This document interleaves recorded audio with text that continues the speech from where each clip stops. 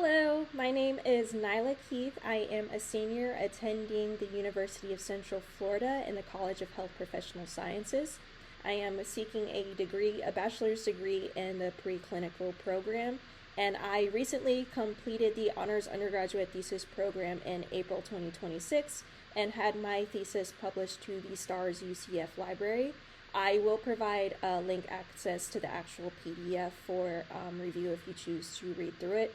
But I wanted to go ahead and do an overview of my study conclusions. So the thesis that we conducted is titled Timelines of Care, Analyzing Treatment Access for Women with Ongoing Reproductive Health Needs. I was assisted by two thesis chairs, Dr. Joyce Scheidel and Dr. I. Corey Bale for this study.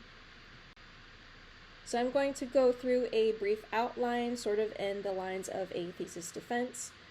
We're going to go through the introduction, literature review, research objectives, hypothesis, methodology, results, discussion, limitations, and the conclusion. So Orlando, Florida has no shortage of OBGYN and well-woman clinics available for care. Most of its population has health insurance with rates of uninsurance decreasing each year. Despite this, barriers still exist to care access. Since the COVID-19 pandemic, physician shortages have become a growing concern.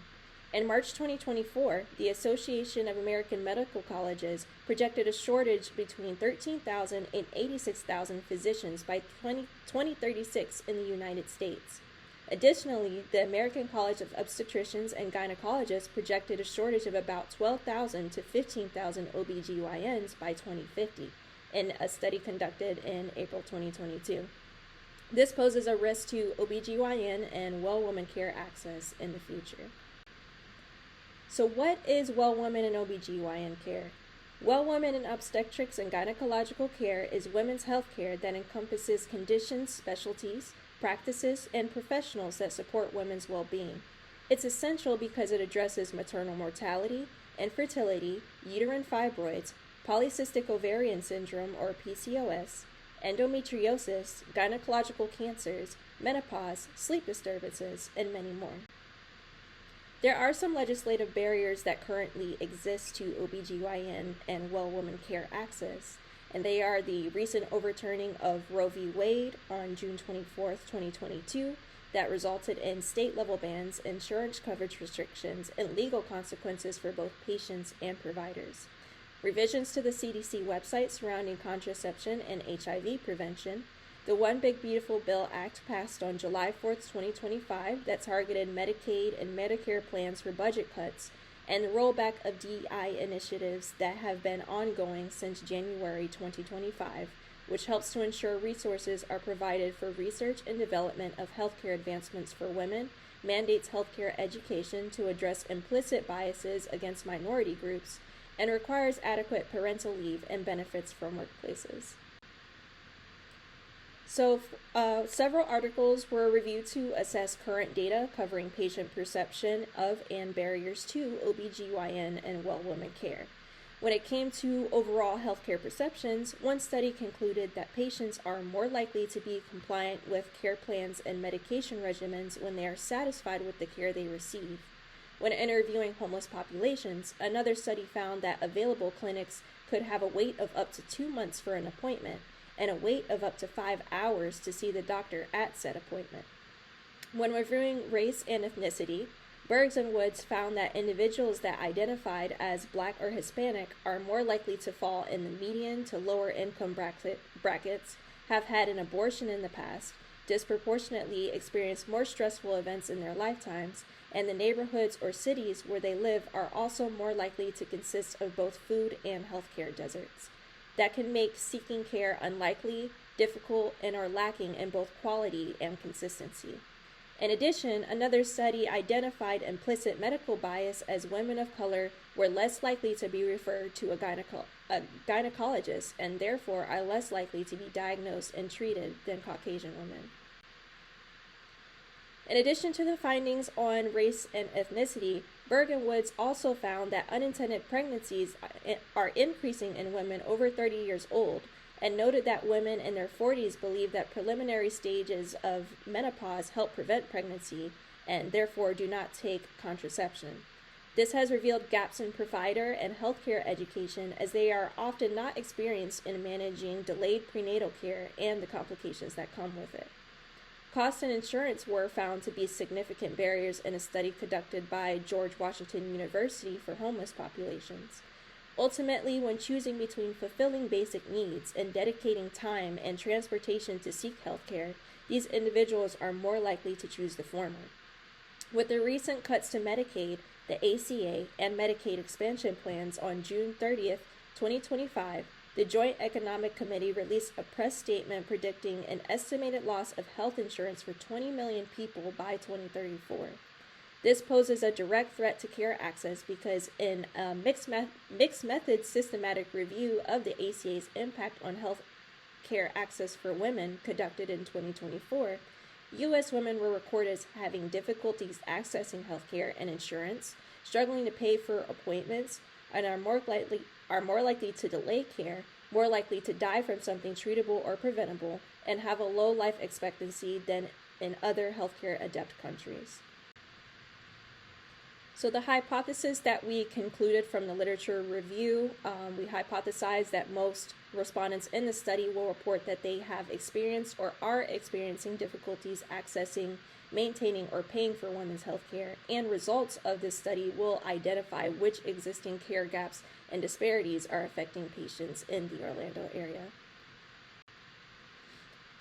For our study design, a cross-sectional survey was used to collect de-identified data from patients of 5 women's healthcare clinics in the Orlando area. These were Planned Parenthood Orlando Health Center, Planned Parenthood Kissimmee Health Center, Advent Health Medical Group OBGYN at Orlando, which was formerly known as Lock Haven OBGYN, University of Central Florida Student Health Services, and the IVF Center. Online and paper surveys were available in both Spanish and English. Online data collection utilized UCF Qualtrics software and was distributed via anonymous QR codes placed on English and Spanish flyers posted in each clinic. Data was collected over a period of 5 months, from July 2025 to December 2025. The survey consisted of 23 questions broken up into 4 sections, which were consent form, access to care, healthcare satisfaction questionnaire, and demographics, and completion time took approximately 10 to 15 minutes per survey. So participants of this study were required to be at least 18 years of age or older at the time of survey completion and be a patient of one of the clinics selected for the study.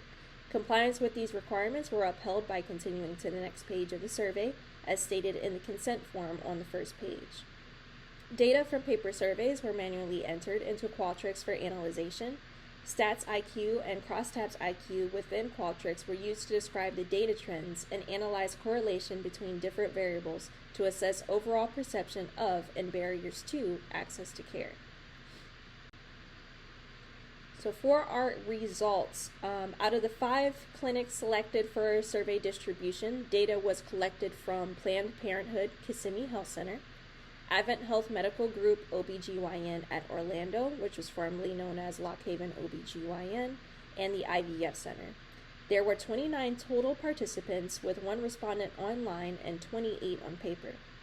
25 participants identified as female, 3 skipped the question, and 1 preferred not to say.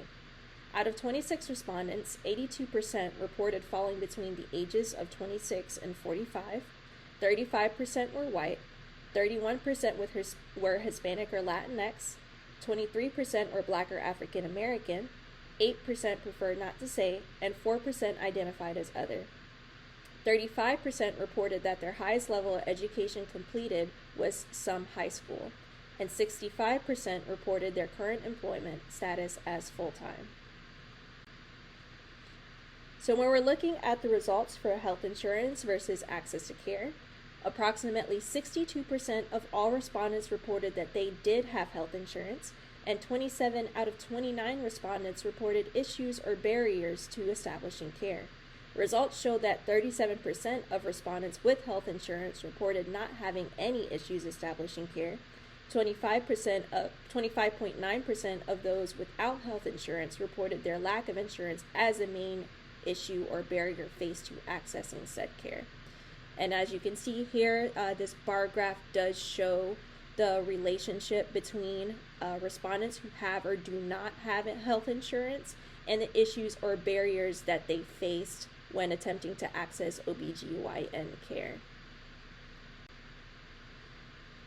When analyzing the relationship between race, ethnicity, and difficulty getting an appointment with OBGYN care right away, all respondents, regardless of race or ethnicity, somewhat agreed that it was difficult to get an appointment, with 19.2% of both Black or African American and Hispanic or Latinx groups more commonly reporting this than any other racial groups that participated in the study. So once again, the bar graph here shows the relationship between these respondents' race or ethnicity and their perception of establishing an OBGYN appointment was difficult.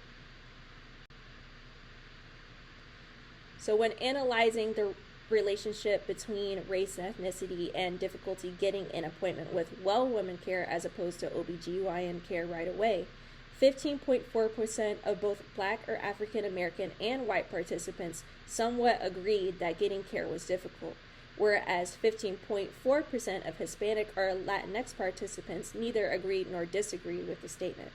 So once again, this bar graph does show that relationship between respondents' race or ethnicity and their difficulty establishing well woman care right away. When analyzing the relationship between race and ethnicity and accessibility of well women and OBGYN care as a whole, 15.4% of Hispanic or Latinx respondents stated they neither agreed nor disagreed, once again, that both types of care for routine needs was easily accessible, whereas 11.5% ended up strongly agreeing here. And 11.5% of Black or African American respondents somewhat agreed, as well as 11.5% of respondents divided between either strongly agreeing, somewhat agreeing, or somewhat disagreeing.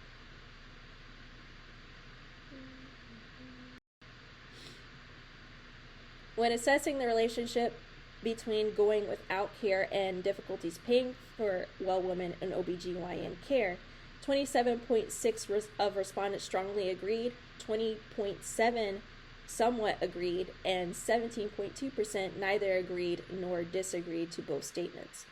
So the graph here is really interesting because it does depict the positive correlation between these two variables, grouping them by agreeability to both responses. 1 strongly agreed, 2 somewhat agree, 3 neither agree nor disagree, 4 somewhat agree, somewhat disagree, and 5 strongly disagree. So the shade of the square here represents the frequency of each response between both these variables, so you can see how they relate to each other here. When assessing the relationship between going without care because of cost and worrying about having to pay for medical bills, 27.6% strongly agree with both statements, and 17.2% somewhat agreed with both statements. The graph here once again depicts that positive correlation with the same metrics, and as you can see here, most people strongly agreed, and it kind of lessened as it went across the board to strongly disagree. In addition to the statistical findings, 3 respondents commented to the question, open answer question, what changes, if any, would you make or would you like to see made to women's health care? Their answers were listed as more accessible, more accessibility to everything, make it less expensive in general, women are complex, and one stated that they would like more education and support regarding vaginal birth after cesarean. So for our discussion, the findings of the study demonstrate that women in the Orlando area may experience barriers to OBGYN and well woman care despite Orlando's substantial healthcare infrastructure. All reported going without healthcare in the past because of costs, and those without insurance had difficulties accessing care. However, the population in this study, although diverse, did not present conclusive findings for racial or ethnic barriers to OBGYN and well woman care. When it came to insurance, insured respondents predominantly stated they had no issues establishing or accessing OBGYN care. However, those who were uninsured stated their lack of insurance was directly the primary barrier to establishing said care. Approximately 62% of the respondents were insured, aligning with Florida's existing population data of health insurance rates, stating that it was 87.2% insured. Despite the inaction of the Affordable Care Act in 2010, the existing care gaps present in recent literature citing difficulties access to care because of a lack of insurance, cost of care, or both remain a significant barrier for women without health insurance in this study. While the study did not collect information on specific insurance plans or recent loss of coverage, recent cuts to Medicaid, the ACA, and medical expansion programs may have also contributed to those access challenges. So the respondents to this survey were white, Black, or African American, and Hispanic or Latinx, which was representative of the predominant demographic populations in Orlando. Although all groups in the study had difficulty accessing OBGYN and well woman care, their perceptions of barriers faced varied greatly. Black or African American respondents predominantly perceived both well woman and OBGYN care for routine needs as easily accessible. These findings contrast with the existing literature, as minority women, especially those of Black or Hispanic descent, are disproportionately affected by discriminatory practices, distrust in the medical system, and limited access to quality care. Possible explanations for this result could be John Henryanism or Superwoman schema, and that covers how African Americans perceive stress differently because of societal factors and systemic racism, and kind of downplay their symptoms and go without care. Approximately 59% of respondents reported sometimes going without care because of cost and experiencing difficulties paying for care, and a similar proportion reported worrying about paying for those medical bills. These findings align with the existing literature on a macro scale, showing that women across the U.S. reported delaying or going without medical care because of cost. National surveys and systematic reviews reported that out-of-pocket costs, deductibles, and copays are barriers to care despite insurance status. Approximately 62% of respondents reported that they have health insurance, but more than half cited cost as a significant barrier even with insurance. The findings of this study provide a micro-level perspective as opposed to national reports, and this further emphasizes how clinic availability in metropolitan areas like Orlando does not translate to patient-level affordability regardless of insurance status. Study limitations took place during site distribution, data collection timeframe, survey collection from distributed sites, information bias, and population representation. Only 4 out of the 5 clinics selected participated in the study due to a lack of response from UCF Student Health Services. Additionally, survey collection timeframe was originally supposed to take place for 3 months from July 11, 2025 to October 11, 2025. However, the IBS Center discontinued survey collection at their facility on September 11, 2025 due to a need to prioritize a distribution of in-house surveys. As 48% of respondents in the study selected the IVS Center as their primary office for OBGYN and well woman care, premature termination of data collection at this facility ultimately led to a decrease in potential population size. Difficulties were also experienced when collecting the hard copy surveys from the remaining facilities. At Planned Parenthood Orlando Health Center, the surveys were never distributed to the patients despite multiple attempts of contacting the manager via phone, email, and visiting the site. Likewise, Advent Health Medical Group at Orlando, formerly known as Lock Haven OBGYN, underwent management and staffing changes as they integrated Advent Health policies and procedures. This resulted in a lapse of contact and communication between their previous and current managers and the study facilitator myself. When it came time to collect the surveys, it was discovered that they were in fact thrown out during an office cleaning and reorganizing. Because all data collected was self-reported, information bias could likely be a factor in responses as some of the data collected was sensitive, and participants may have wanted to be perceived in a better light. This was noted as a probable cause for the lack of completion of the demographics section in some of the surveys. Lastly, all individuals who participated in the study were actively receiving care. Although insightful, this is not representative of the population not receiving any well women and or OBGYN care. This is important because barriers faced for those receiving care will only be intensified for those not receiving care, potentially making the pursuit of well women and OBGYN care services unattainable. In conclusion, participants in the study indicated that there are existing issues or barriers to receiving OBGYN and well woman care in the Orlando area. The issues or barriers to care in the study were insurance and cost of care that appeared to intersect directly with race and ethnicity. Despite being a metropolis with numerous care options, 3 clinics in the Orlando area highlighted a need for a broader study regarding care access. Regardless of insurance status, all participants found both OBGYN and well woman care costly, and the majority reported going without care because of cost. At this scale, racial and ethnic differences were inconclusive in determining which population is at most risk for experiencing issues or barriers when attempting to access OBGYN and well woman care. Even though all respondents were actively engaged in care, cost, insurance coverage, and appointment accessibility remain significant challenges. This suggests that clinic availability does not translate to equitable access, and healthcare systems must address these barriers to meet patient needs. Additionally, because all participants in this study were receiving care, the findings do not account for barriers faced by individuals who are unable to obtain any reproductive healthcare services. Future studies should address how community initiatives can improve well women and OBGYN outcomes for those unable to access any care. By employing the use of alternative data collection methods, unmet needs of this population can be identified and addressed through targeted interventions. Thank you so much for listening to the findings of my study.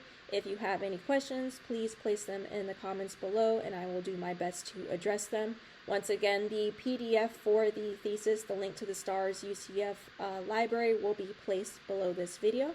Thank you so much for listening. Have a great day.